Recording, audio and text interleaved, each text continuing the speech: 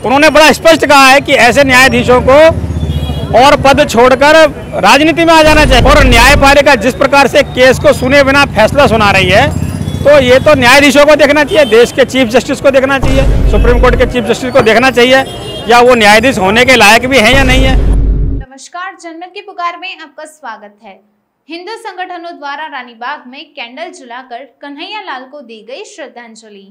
उदयपुर में 28 जून को हुई कन्हैया लाल की हत्या के विरोध में रविवार को राजधानी दिल्ली में हिंदू संगठनों द्वारा जगह जगह कैंडल मार्च निकाला गया और कन्हैया को श्रद्धांजलि दी गई।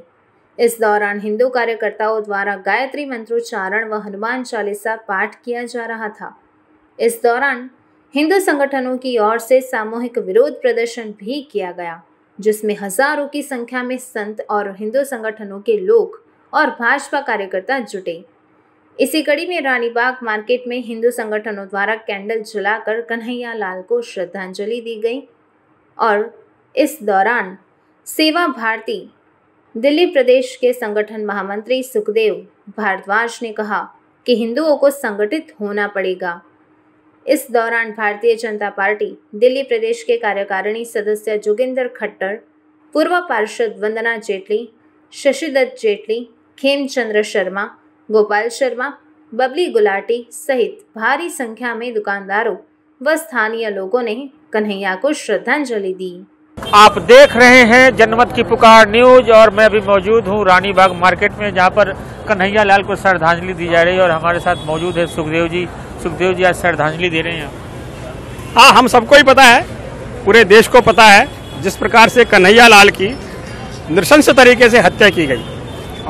पुलिस से उसने मदद मांगी, पुलिस में रिपोर्ट लिखाई, जो उसने कहा उस पर समझौता भी हो गया, उस पर उसके बावजूद भी उसको ना प्रोटेक्शन मिली और उसकी जिस तरह से हत्या की गई है और हत्या के बाद फिर वीडियो बनाया, हत्या का वीडियो बनाया, हत्या के बाद का वीडियो बनाया और जिस प्रकार से पूरे हिंदू समाज को चेतावनी दी गई है, जिस प्रकार से धमकाया गया है, उस सबको लगा कि उस सबको देखते हुए समाज को संगठित होने की आवश्यकता है।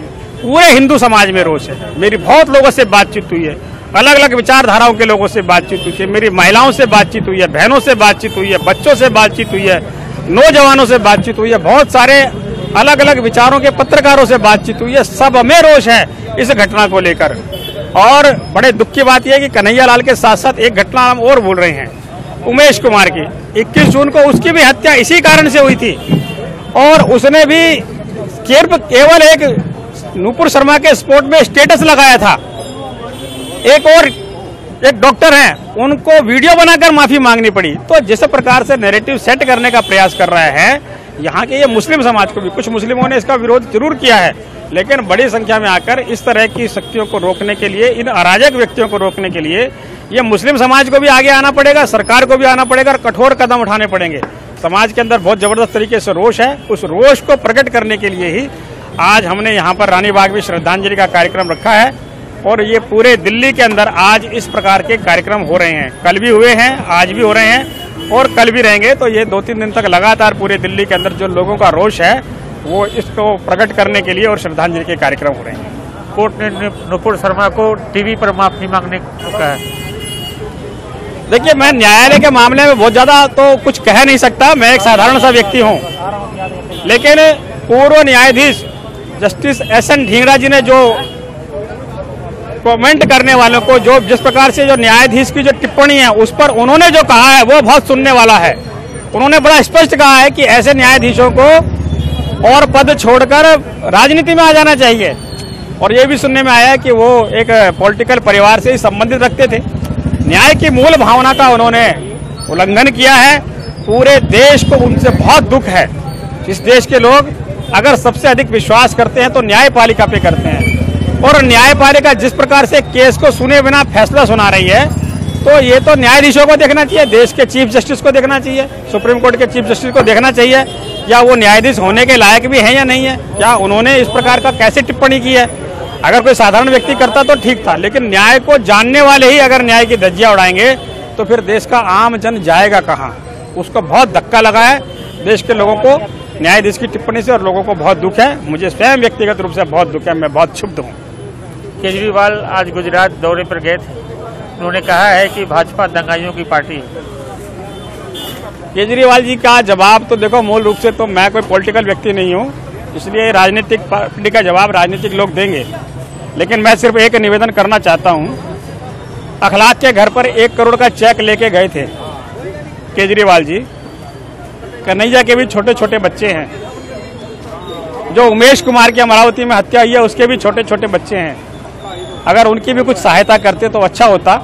बाकी राजनीति तो चलती रहती है।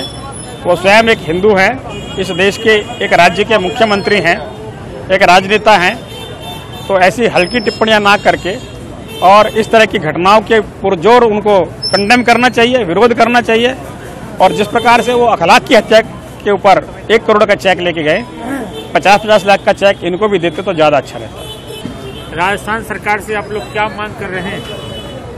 देखिए, राजस्थान सरकार से जो हमारी उम्मीदें थी, इस प्रकार से एक हिंदू समुदाय के कन्हैया लाल का मारा जाना, ये राजस्थान सरकार की नींद नहीं खुली क्या? अभी राजस्थान सरकार को भी चाहिए था कि यदि आप एक समुदाय को बढ़ावा दे रहे हैं तो क्या आप केवल एक समुदाय की सरकार है? क्या आप पूरे राजस्थान के मुख्यमंत्री नहीं है? क्या उस राजस्थान के अंदर क्या हिंदू नहीं रहते? क्या केवल दूसरा समुदाय रहता है? तो मेरे हिसाब से राजस्थान की सरकार को सख्त कदम उठाते हुए उन जिन हत्यारों ने हत्या की है उनके बारे में भी कुछ बोल देते। न्यायपालिका ने तो अपना काम कर दिया, उन्होंने तो उसको गिरफ्तार कर लिया, लेकिन राजनीतिक रूप से राजस्थान सरकार के मुख्यमंत्री ने कोई उनके विरुद्ध टिप्पणी नहीं की है। तो ये बड़ा दुखद है। बराबर यदि आप समझते हो तो मेरे विचार में राजस्थान में तो आज की डेट में यदि हम माने तो हिंदू जो है वो डरा हुआ है, सहमा हुआ है, और उन लोगों की जो भावनाएं हैं मैं समझता हूँ कि बुलंदियों पर हैं। तो ऐसा नहीं होना चाहिए। और राजस्थान सरकार को अब आप ये देखिए कि वहाँ यदि सख्ती से निपटा जाता तो अमरावती में ये घटना नहीं होती। अगर आपने हमारा अभी तक चैनल सब्सक्राइब नहीं किया है तो कृपया चैनल सब्सक्राइब कर लें, लाइक करें, शेयर करें, कमेंट करें। तो मिलते हैं फिर किसी और खबरों के साथ। नमस्कार।